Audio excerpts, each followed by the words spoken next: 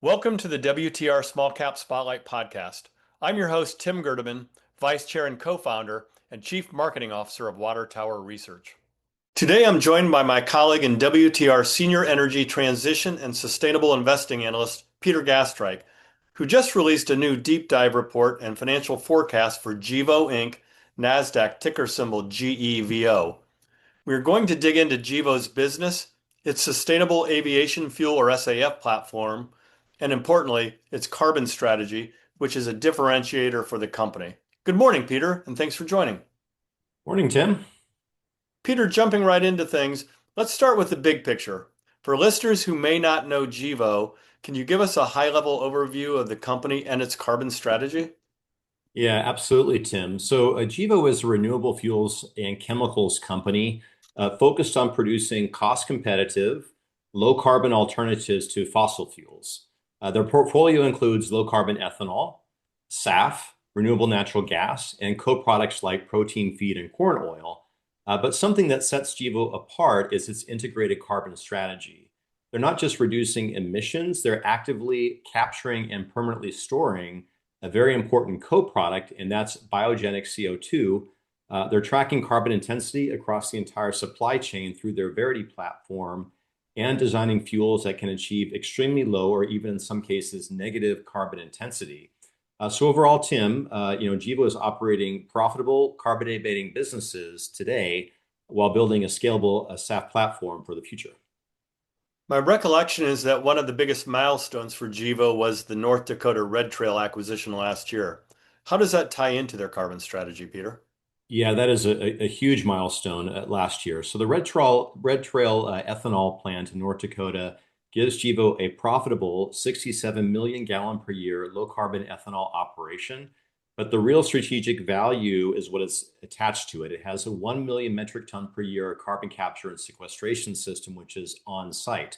So this permanent geological storage of biogenic CO2, something only a handful of companies in the world are doing at scale. It generates meaningful revenue through carbon credits and tax incentives and dramatically lowers the carbon intensity of Gevo's fuels. It also sets the stage for converting the site into a larger SAF production hub because CCS is a huge lever in achieving low CI jet fuel, or in fact, achieving potentially negative CI score fuels. Understood. So if we pivot now to SAF, what makes Gevo's alcohol to jet platform unique? Well, SAF is a long-term growth engine for Gevo. We've talked a lot about SAF. Of course, we're in a very early stages for the industry, and Gevo is here from the beginning. Gevo's ATJ technology converts ethanol into jet fuel using modular plant designs, the ATJ-30 and the ATJ-60, and these can be replicated quickly. What makes it unique is how Gevo has stitched together the entire decarbonization chain. You have climate smart agriculture for feedstock, mainly related to corn crop. You have renewable electricity, green hydrogen, integrated carbon capture and storage in North Dakota, and then you have Verity's digital carbon tracking. So when you combine all of that, Gevo can deliver SAF with extremely low or even negative, as I mentioned, carbon intensity. And with more than 180 ethanol plants in the US, there are a large number of candidates for ATJ conversion, and the scalability potential of Gevo's technology with third parties, is therefore enormous. Having mentioned Verity, how does that platform support the carbon strategy?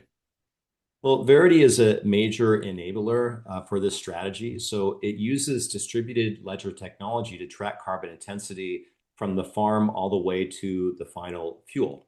So this matters because airlines, regulators, and carbon markets increasingly require verified, auditable carbon data. So Verity ensures transparency, prevents double counting, and helps unlock premium pricing for low carbon fuels. So this digital carbon accounting is becoming essential as carbon markets mature. So Gevo has a great advantage ultimately with its Verity, which is a subsidiary of the company. So moving on to the all-important financial outlook, what does your forecast show for Gevo over the next several years? So we see a strong growth trajectory ahead for the company. Our forecasts include a 62% EBITDA CAGR from 2025 to 2030, So from $15 million last year to $166 million by 2030. And that is driven mostly by optimizing and debottlenecking the North Dakota low carbon ethanol site, increasing carbon capture and storage and utilization, rolling out the ATJ-30 SAF plant in North Dakota, and unlocking opportunity in carbon dioxide removal credits. But for potential upside risk to earnings over that period and beyond, investors can really zero in on, first of all, third-party ATJ-30 technology sales, which, as I mentioned earlier, you've got a huge opportunity there in attaching modular SAF capacity to existing biorefineries. Second of all, you have further leveraging of the carbon dioxide removal markets. Third, you have third-party carbon capture opportunities because their North Dakota site is not only utilizing, is not only being utilized for its own purposes, but you also have about 85% spare capacity, which can be used for third parties in terms of sequestration. And fourth, you have Verity carbon accounting. And there's really just a lot of potential if you look at what's happening with the Frontier Infrastructure Partnership, which we discuss in detail in the report. I have to say, should those forecasts actually materialize, that's quite noteworthy growth. So, what challenges does Gevo need to navigate as it scales? Well, there's a few key ones. First of all, yeah, scaling. You've got deploying multiple ATJ plants, which requires capital, engineering capacity, and supply chain coordination. Second, you have feedstock and logistics. Managing corn supply and traceability at scale is complex. But again, as I mentioned, Verity is a key advantage in this respect. Third, capital allocation. You've got to balance, near-term operations with the major growth projects. And finally, policy risk. Gevo benefits from incentives, like 45Z and 45Q. So regulatory clarity is important. And the good news is that, recently this has been, going in the right direction for them. So, Peter, if I ask you to zoom back out and pull this all together, what is your overall outlook for Gevo? So Gevo is really turning the page here, and they're stepping into a new chapter. Right now, they've got a profitable platform in North Dakota that's actively reducing carbon emissions and set up for some serious growth. Based just on the North Dakota SAF and carbon dioxide removal opportunities, we're projecting Gevo's EBITDA to grow, as I mentioned earlier, at an impressive 62% CAGR all the way through to 2030. But what could really take Gevo to the next level is expanding their third-party business. That means, selling the ATJ-30 technology here in the U.S. and around the world, tapping into big unused capacity for carbon capture and storage in North Dakota, and rolling out their Verity carbon accounting services, more broadly. So, we've got big growth already in the pipeline as it stands at 2030. But there's a lot more that investors can be focused on, beyond that.